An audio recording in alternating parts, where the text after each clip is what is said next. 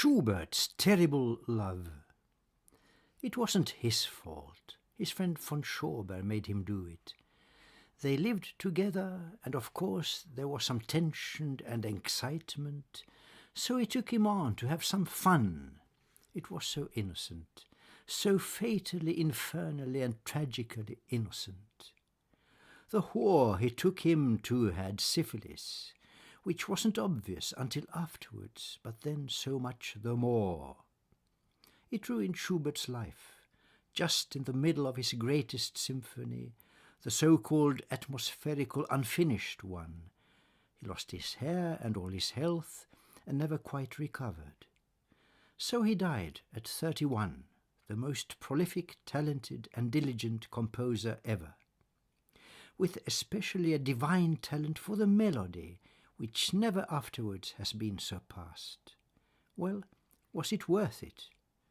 One night's love with the wrong person, and a ruined life as the inevitable consequence, but with the most remarkable and glorious output ever in the history of music, paradoxically at the same time.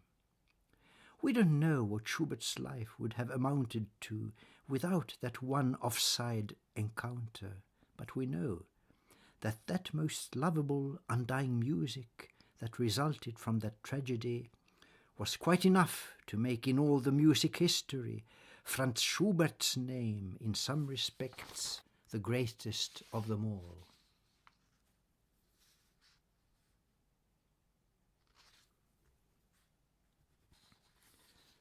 Too much love for Mendelssohn. Everybody loved him, and he was fortunate indeed, coming from a banker's family of many children and abundances of love, the most important being of his sister Fanny, who, according to himself, was even more talented than himself in musicality as a composer. That could be debated, but he certainly relied on her as his best friend and only understanding one. His wife, a mother of 5 lovely children, was not very musical and rather superficial, for all her amazing beauty.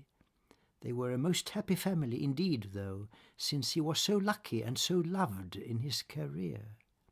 But suddenly she died, the elder sister Fanny. In the middle of a soirée she just broke down and could not be revived. A dreadful blow to all the family, and most of all to Felix. They were quite inseparable. He was comfortless and lost all faith in life, in his ability, in music, in his work, and perished in despondency, to after just a few months join his sister in her grave, just 38 years old, at the top of his career, one of the most important and successful in the history of music. He was too much loved and loved too much, and when the heart broke of his closest love, his own heart could not face the music any more, but had to join in broken parts the broken one.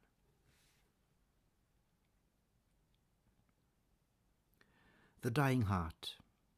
They say that love is at its most extreme and beautiful when it is dying, and of course it is.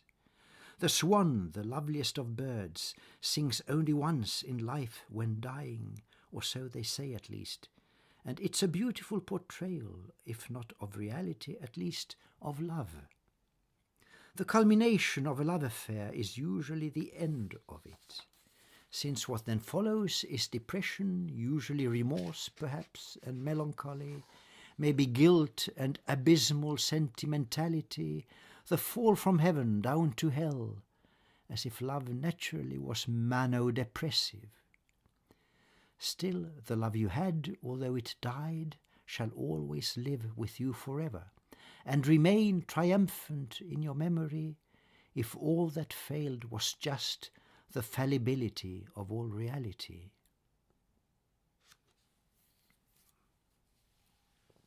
The immutability of beauty. Whatever once you had, it's always there. Good looks pass only superficially, but in the soul remain forever, if but once they were acquired. Beauty passes only visibly, but spiritually cannot fade. You are still young, if you were young but once. That youth will never leave you, although you will change with time, but only vainly and externally. Your inside, which creates your life, is your true eternity, to never leave you but be carried with you as your truth and personality. And if that soul is beautiful, your life will be so also, like yourself, to never fade.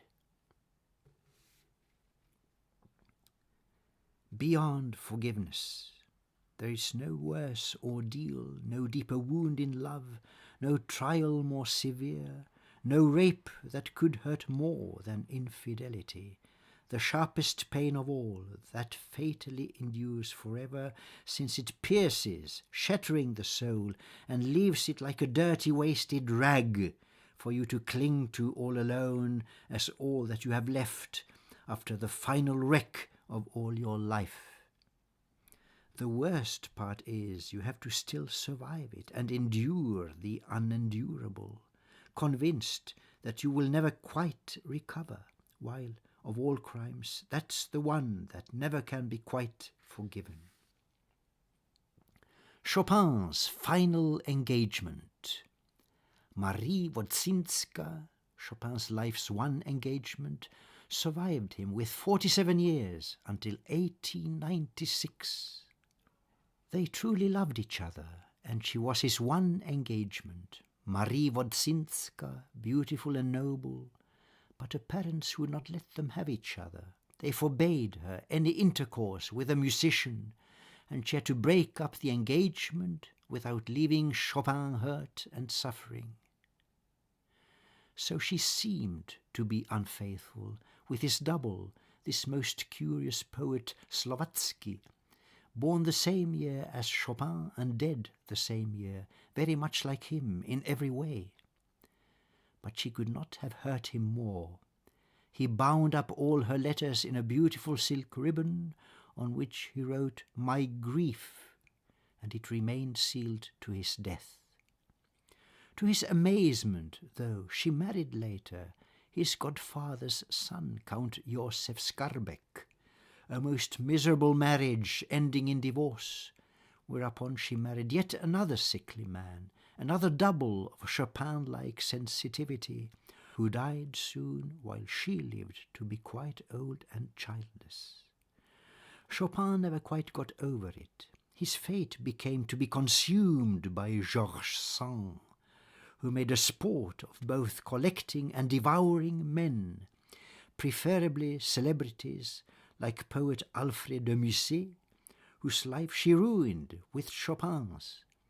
His one love was Marie Wodzinska, who, in order not to hurt him, tried to make herself appear dishonored, and he never understood or realized her noble sacrifice, which definitely turned out to be all for love of him. At a loss for love. Love is generally in a most disadvantageous situation, looking up from underdog positions most pathetically, longing for what cannot ever be accomplished, searching for the most impossible that never can be found, and losing all in hazard games of desperation. Thus I keep on looking for and searching, longing for and desperately seeking you, but without hope of ever finding any destination. Still, the very aim is good enough. The very honesty in the intention is worth all the failures, and above all, the idealism of love is always worth the hazarding and losing everything. It's the urge, the feeling, and the truth that counts, of all that beauty love contains when it is earnest in itself in pure sincerity. Den okända diktaren, om diktarens sociala ställning. Han diktar seriöst och har något att säga, är mångsidig och behärskar alla genrer, men blir bara refuserad år ut och år in, verk efter verk, decennium efter decennium, av vilket förlag som helst, och bara kör med samma intetsägande opersonliga formler utan kommentar, utan uppmuntran, utan erkännande, utan bekräftelse ens på att någon läst insänt manus. Vad har förlagen att vinna på att refusera en diktare konsekvent för alltid, vägrandes att ge honom den minsta chans? Oberoende av kvalitet, produktivitet, intressant innehåll och oantastligt språkbruk. Han hänvisas till byrålådans svarta självmordsmörker eller till nätet, men där får han betala för att prostituera sig. Aldrig förr i historien har diktare haft den ställningen att de nödgats betala för att komma ut. Det är unikt för vårt samhälle och vår tid. Är diktaren en kvinna är hon utan tvekan en ensamstående mor och utsätts då för skönstaxering för sin fattigdom, då taxeringsmyndigheterna inte tror på att inkomster kan vara för låga. Man kan ju inte leva under existensminimum, och framgår det att man gör det enligt deklarationen måste man ljuga. Alltså blir det skönstaxering med våldgästning av kronofogden som återkommer varje år då vederbörande inte har några tillgångar.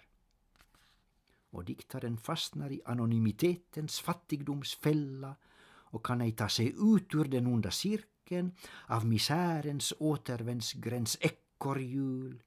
Så det slutar helt logiskt med självmord. Han försvinner frivilligt då han inte var önskvärd. Han var från början utesluten från samhället, liksom Platon uteslöt Homeros från sitt akademiska idealsamhälle, där endast rumsrena akademiker fick förekomma, medan fantasin, kreativiteten och friheten uteslöts. Måste det då vara så illa? Diktaren ville inte bli negativ eller bitter. Han ville bara skriva konstruktivt och kreativt. Han ville bara berätta goda historier.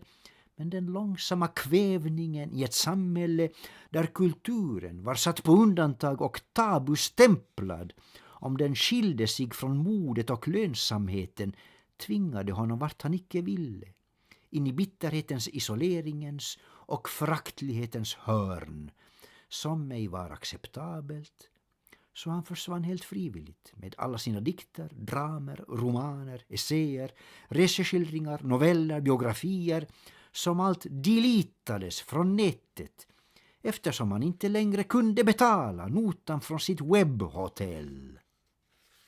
Vi kommer aldrig ens att få veta vad hon hette, då diktaren tog konsekvensen av samhällets ihjälrefusering av honom och tog med sig sin identitet bort ifrån det. Och förlagen tiger och skär ner och skyller på att böcker är för dyra, både att köpa men i synnerhet att producera, varför bara någon promille numera accepteras årligen av tusentals insända manus, varför refuseringsruljansen blir outsägligt trist och de riktiga manusen till slut alla bara hamnar i dokumentstrimlaren. Men är det inte värre än själva nazismen med deras bokbål att förstöra böcker innan de ens blivit tryckta? Och hur kan någon skribent mer ha något förtroende för något förlag, om allt vad förlagen kan göra är att förstöra ditt manus? The unknown poet. He composes seriously and has something to say, masters all the genres, but is constantly refused year in and year out, work after work of whatever kind, decade after decade by any publisher, who always only uses empty formulas to turn him down, without comment, without encouragement, without acknowledgement, without any personal word or even any confirmation that his work has been read at all. One asks what the publishers possibly could gain by constantly turning a poet down, refusing to give him even the slightest chance, regardless of quality, productivity, interesting stuff, and impeccable language. is directed to the suicidal darkness of the bottom drawer or to the web where he has to pay to prostitute himself. Never before in history has the poet been in the position that he has to pay to appear, which is quite unique to our age and society.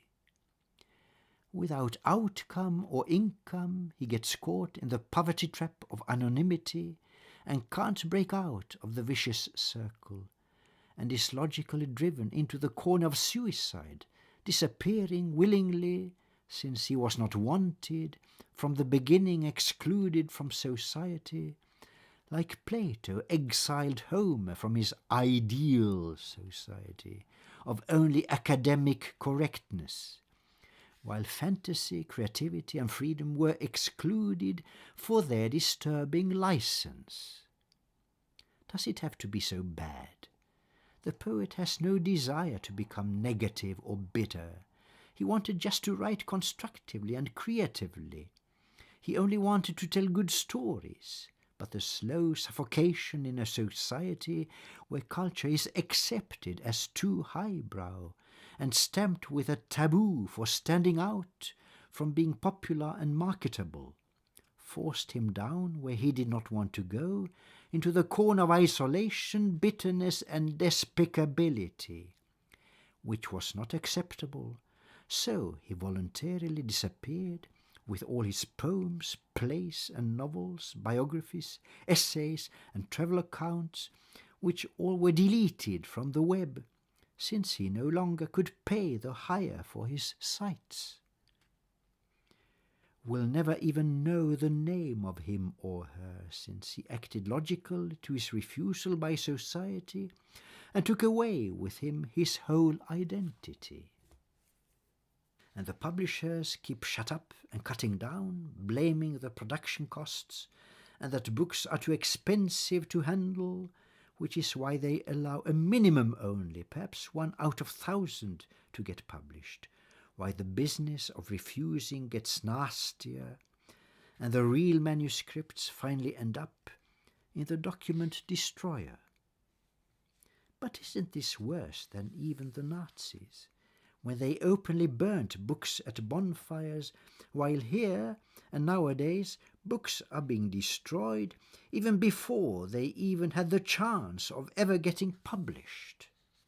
And how can any writer evermore have any faith in any publisher when all that publishers can do for you is to destroy your manuscript? One night of love. Was it wrong of us to be so fond together, in our wallowing in perfect freedom just for one time's sake, in spite of all the circumstances that compelled us to restrictions and forbade our love?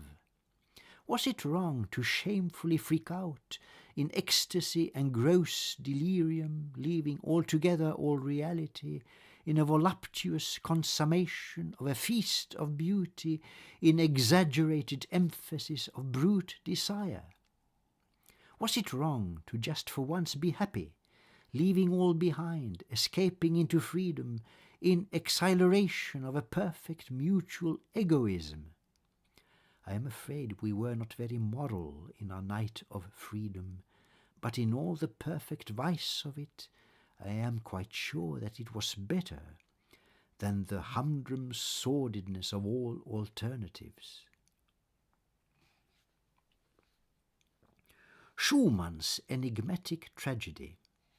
He was the greatest lover of them all, a generous enthusiast of music, editing the leading music paper of the age and helping colleagues on the way like Mendelssohn and Joachim, Chopin, Franz Liszt and Wagner, Berlioz and Brahms, his heart being the warmest and most tender, and with the finest wife at that, the lovely pianist-composer Clara Schumann, first his pupil, then the mother of his 7 children. And then suddenly a strange eclipse, a sudden downfall without cause, a terrible depression coming sneakingly when his 2 closest friends had left, Chopin and Mendelssohn, all too prematurely, leading to his tragical attempted suicide as he jumped into the river Rhine, abandoning his wife and 7 children, afterwards hospitalized by his own request, where he remained for years, attempting constant self-starvation. The mystery of his depression has never been solved. There have been written volumes on his illnesses, none satisfactory, none explaining anything. He was the greatest lover of them all, until he suddenly one day lost contact with his love and rather killed himself and starved himself to death than lived without the love of his ideal.